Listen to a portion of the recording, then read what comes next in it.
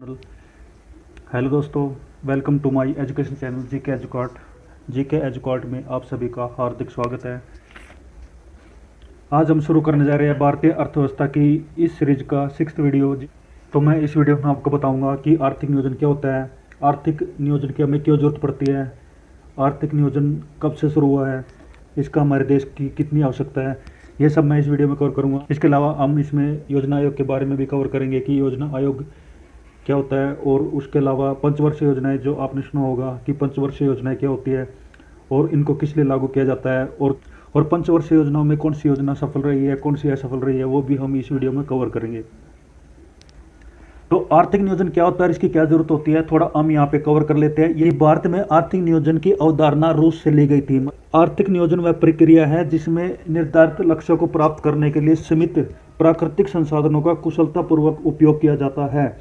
मतलब हमारे देश के पास जो भी प्राकृतिक संसाधन है, जलवायु, हमारे देश की जलवायु, मिट्टी और मानव संसाधन भी हम इसमें लेके चल सकते हैं कि इन संसाधनों का हम कुशलतापूर्वक उपयोग करके, यानी इनका यूज करके हमारे देश के जो लक्ष्य होते हैं, हमारे देश के जो टारगेट होते हैं अगले 5 वर्षों के लिए, उनको हम कुशलतापूर्वक प्राप्त करते हैं। भारत ने अब तक 12 पंचवर्षीय योजनाएं लॉन्च की है। मतलब भारत ने अभी तक 1951 से लेके अभी तक 12 पंचवर्षीय योजनाएं बना चुका है। और वर्तमान में एनडीए सरकार ने भारत में पंचवर्षीय योजनाओं को बनाना बंद कर दिया। मतलब 2015 में पंचवर्षीय योजनाओं को बंद कर दिया है। भारत में पंचवर्षीय योजनाओं की शुरुआत जवाहरलाल नेहरू के समय में शुरू की गई थी। यानी पंचवर्षीय योजना की शुरुआत किसने की थी? जवाहरलाल नेहरू ने। भारत की पहली पंचवर्षीय योजना 1951 में शुरू की गई थी और 12वीं और अंतिम परियोजना 2017 में खत्म हो गई थी। इस प्रकार सोवियत रूस की नकल पर बनाई जा रही पंचवर्षीय योजनाओं के माध्यम से देश की आर्थिक नियोजन प्रणाली को बंद कर दिया गया है और 12वीं पंचवर्षीय योजना भारत की अंतिम पंचवर्षीय योजना कही जाएगी। यानी अगर आपसे पूछा जाता है कि अंतिम पंचवर्षीय योजना कौन सी थी, तो वो थी 12वीं। भारत के आर्थिक विकास में इन पंचवर्षीय योजनाओं का अतुलनीय योगदान है। आर्थिक रूप से, सामाजिक रूप से और राजनीतिक रूप से हमारे देश में जो आर्थिक नियोजन की क्या जरूरत पड़ती है और उससे हमारे देश को क्या बेनिफिट होता है। तो पहला मैं आर्थिक उद्देश्य के बारे में बता देता कि आर्थिक नियोजन का प्रारंभ व विकास बहुत सीमा तक आर्थिक संपन्नता को प्राप्त करने के लिए ही हुआ है। अल्प विकसित देशों में आयोजन का प्रमुख उद्देश्य आर्थिक विकास की दर ही बढ़ाना है। मतलब अल्प विकसित देश कौन से देश होते हैं? जो पूरी तरह से विकसित देश नहीं है। जैसे हमारा देश भी अल्प विकसित तो नहीं है, विकासशील देश है, लेकिन इन देशों का जो मेन टारगेट जो होता है, इनका मेन जो लक्ष्य होता है, वो आर्थिक विकास की दर को बढ़ाना होता है। तो वो किस प्रकार होगा? वो होगा उत्पादन में वृद्धि करके, आय की असमानता को खत्म करके, जो हमारे पास प्रमुख संसाधन है उनका उचित उपयोग करके, और जो हमारे देश में बेरोजगारी है उसको खत्म करके, और अवसर की समानता, मतलब हर किसी को बराबर का मौका देकर संतुलित विकास करके। अगर सामाजिक उद्देश्य के नज़रिए से हम अगर देखते हैं तो सामाजिक उद्देश्यों से हमारा अभिप्राय समाज का अधिकतम कल्याण है। यानी हम समाज का जितना कल्याण हम आर्थिक नियोजन से कर सकते हैं, जैसे कि सामाजिक सुरक्षा और सामाजिक न्याय, हर किसी को समान न्याय प्राप्त हो, हर किसी को सुरक्षा प्राप्त हो। राजनीतिक उद्देश्य आर्थिक नियोजन में राजनीतिक उद्देश्यों की प्राप्ति करना भी आर्थिक नियोजन का मेन मकसद होता है। जैसे देश की सुरक्षा करना, देश के अंदर शांति स्थापित करना, और हमारे देश के जो रीति रिवाज है उसमें समय समय पर परिवर्तन करना भी आर्थिक नियोजन का प्रमुख उद्देश्य होता है। तो ज़्यादा देर न करते हुए हम शुरू करते हैं आर्थिक नियोजन के बारे में।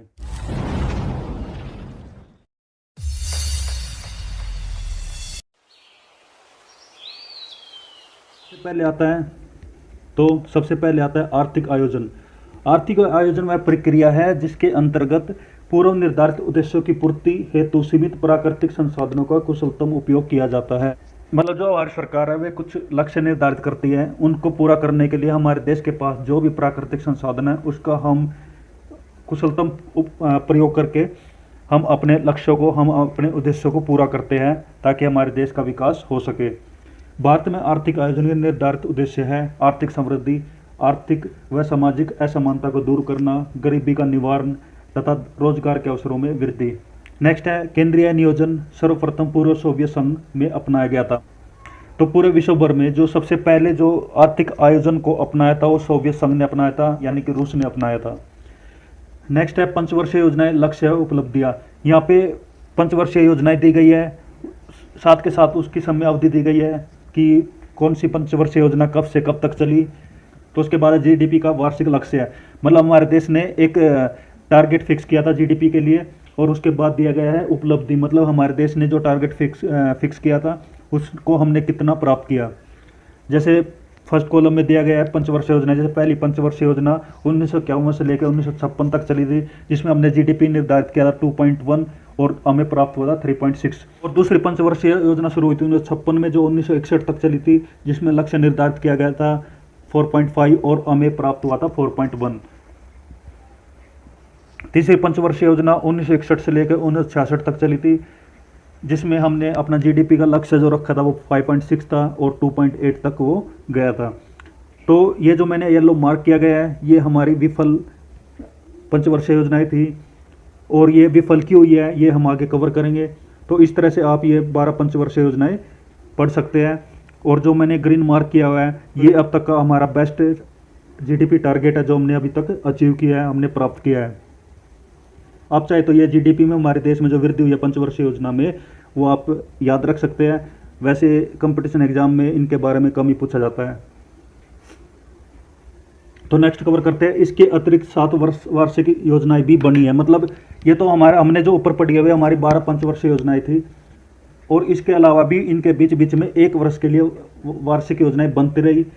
यानी 12 हमारी पंचवर्षीय योजनाएं बनी है और 7 हमारी वार्षिक योजनाएं बनी है जो सिर्फ 1 साल के लिए बनी थी। तो ये जो वार्षिक योजना है कब कब बनी है, ये बनी है 1966 से 67 तक, 67 से फिर 68 तक, 68 से 69, 3 वार्षिक योजनाएं उस टाइम बनी थी। उसके बाद 1978 से 79 और 79 से 80 2 वार्षिक योजनाएं उसके बाद बनी थी। उसके बाद 90 से 91 और 91 से 92 2 वार्षिक योजनाएं ये तब बनी थी। 1978 से लेकर 83 ईस्वी के लिए जनता सरकार ने अनवरत योजना चलाई। यानी 1978 में कांग्रेस की जो सरकार थी वह टाइम से पहले ही गिर गई थी, जब तब जनता सरकार केंद्र में आई थी और उन्होंने पंचवर्षीय योजनाओं को बदल के अनवरत योजनाओं को चलाया था। परंतु 1980 ईस्वी में कांग्रेस सरकार ने इसे रोककर 1980 ईस्वी में छठी पंचवर्षीय योजना शुरू की। 1980 में कांग्रेस सरकार फिर दोबारा आई, उसने अनवरत योजनाओं को बंद करके दोबारा से छठी पंचवर्षीय योजना शुरू की। जो पहली 3 योजनाओं का जो लक्ष्य था वो राष्ट्रीय आय के संदर्भ में निर्धारित किया गया है, और चौथी योजना का लक्ष्य कुल घरेलू उत्पाद में है, और बाकी सभी योजनाओं में यह है सकल घरेलू उत्पाद के संदर्भ में है। जो पहली 3 पंचवर्षीय योजनाएं थी उनका जो लक्ष्य था राष्ट्रीय आय को ध्यान में रखकर किया गया था। जो बाकी जो सभी पंचवर्षीय योजनाएं आई वो सकल घरेलू उत्पाद यानी जीडीपी को ध्यान में रखते हुए की गई। उसके बाद है आर्थिक और सामाजिक योजनाओं को भारत के संविधान की समवर्ती सूची में रखा गया है। जो हमारी जो ये पंचवर्षीय योजना है किस सूची में आती है, समवर्ती सूची में। 3 तरह की सूचियाँ होती है, संघ सूची, राज्य सूची और समवर्ती सूची। जो हमारी जो वार्षिक योजनाएं है, जो हमारी ये पंचवर्षीय योजनाएं है समवर्ती सूची में आती है, और ये ये समवर्ती सूची की 7वीं अनुसूची में इसको रखा गया है। भारत का संविधान यह विहित करता है कि पंचायतों को आर्थिक विकास एवं सामाजिक न्याय की योजना बनाने का कार्यभार दिया जाना चाहिए। और भारतीय संविधान ये भी कहता है कि हमारी जो पंचायत होती है उनको भी आर्थिक विकास और सामाजिक न्याय की तरफ देखना चाहिए। आगे जो कवर होगा वो हम आर्थिक आयोजन की हिस्ट्री के बारे में पढ़ेंगे कि भारतीय आयोजन का जो इतिहास है वो इंडिया में कब से शुरू हुआ, और इसके पीछे गए इतिहास में कौन कौन से समितियां गठित की गई थी, वो सब हम अभी कवर करेंगे। कि भारत में आर्थिक आयोजन संबंधी प्रस्ताव सर्वप्रथम सन 1934 ईस्वी में विश्वेश्वरैया की पुस्तक प्लान्ड इकोनॉमी फॉर इंडिया में आई थी। मतलब भारत में जो आर्थिक आयोजन का सबसे पहले प्रस्ताव कब आया था, 1934 में, और किस पुस्तक में, प्लान्ड इकोनॉमी फॉर इंडिया। और ये किसने लिखी थी, विश्वेश्वरैया ने लिखी थी। इस पुस्तक में भारत के विकास के लिए 10 वर्षीय कार्यक्रम प्रस्तुत किया गया था। मतलब जो पंचवर्षीय योजनाएं होती है वो तो 5 साल के लिए होती है, लेकिन इसमें जो आयोजन किया जाएगा, इसमें जो योजना की जाएगी, इसमें जो लक्ष्य निर्धारित किए जाएंगे वो कितने साल के लिए किए जाएंगे, 10 वर्ष के लिए। और यह किस में दिया गया था, प्लान्ड इकोनॉमी फॉर इंडिया में। 1938 ईस्वी में भारतीय राष्ट्रीय कांग्रेस ने जवाहरलाल नेहरू की अध्यक्षता में राष्ट्रीय नियोजन समिति का गठन किया।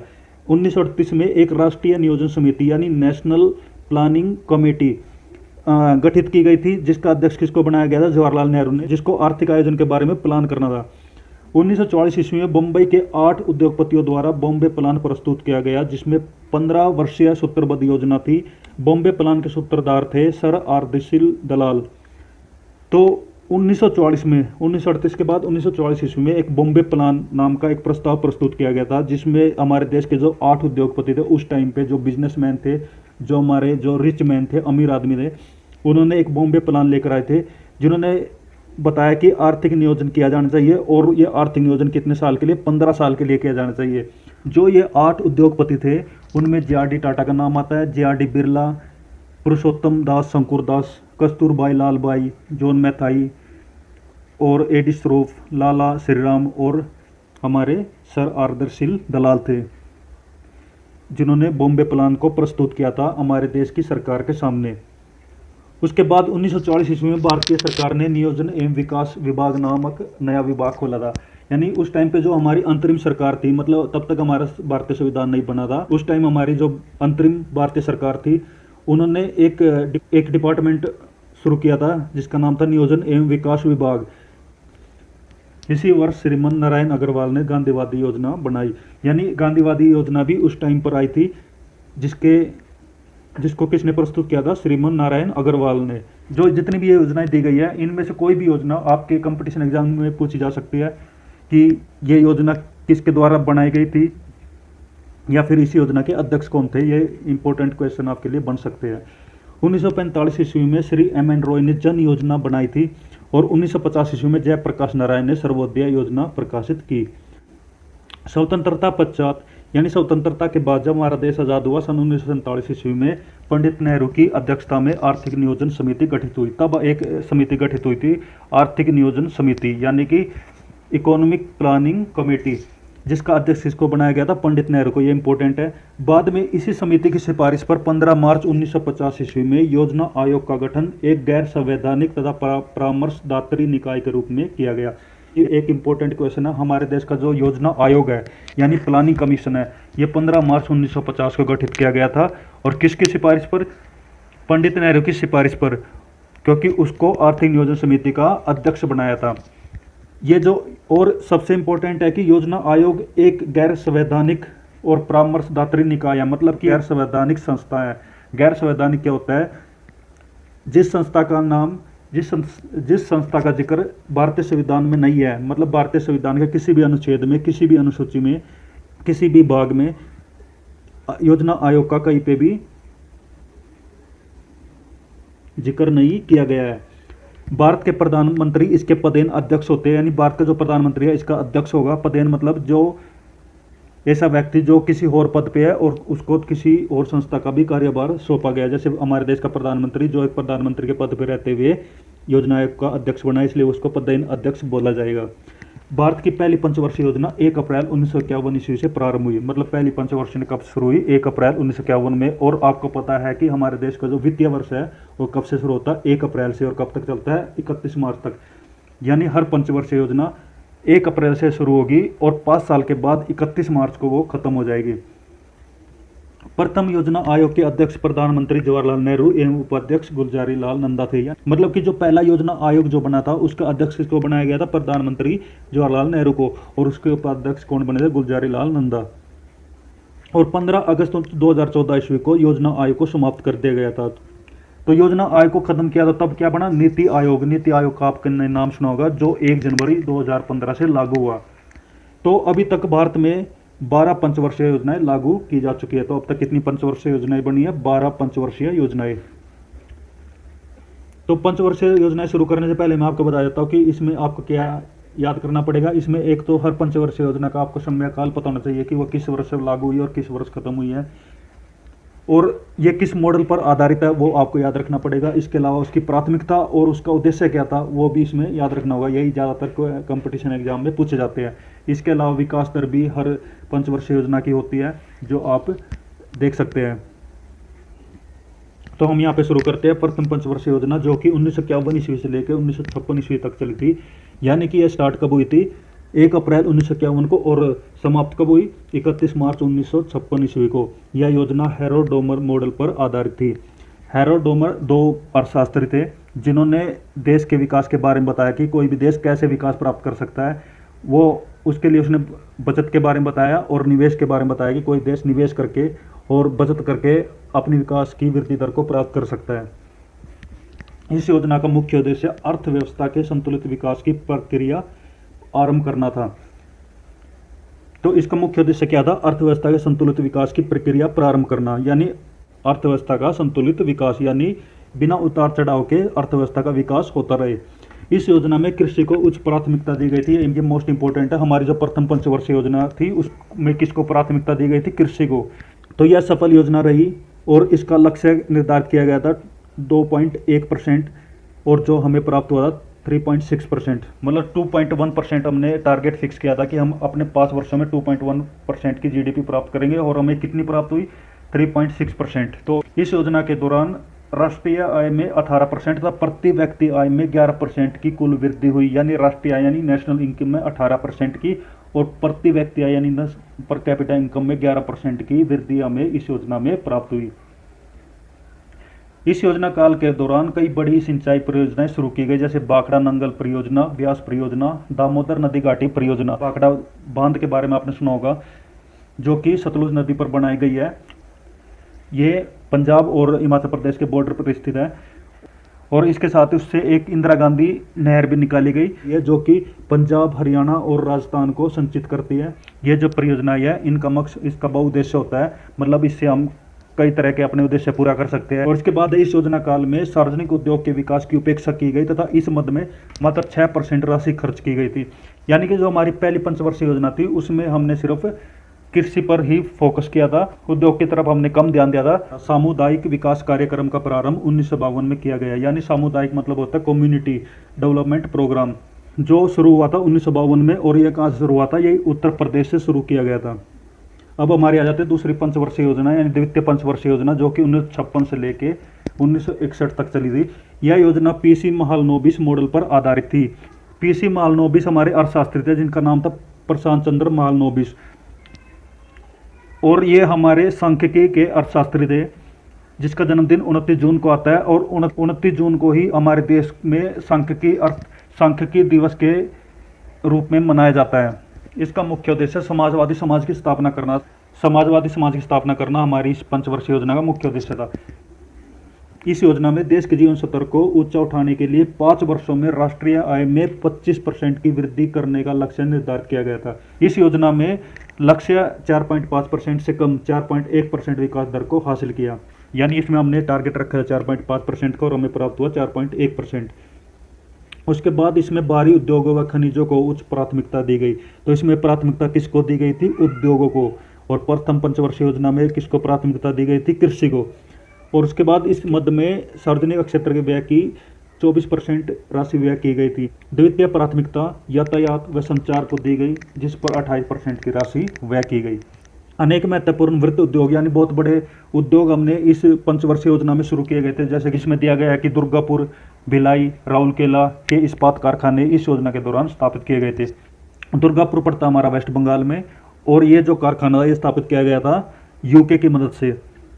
भिलाई पड़ता है छत्तीसगढ़ में, और वह रूस की मदद से स्थापित किया गया था। राउरकेला पड़ता है उड़ीसा में, और वह जर्मनी की मदद से स्थापित किया गया था।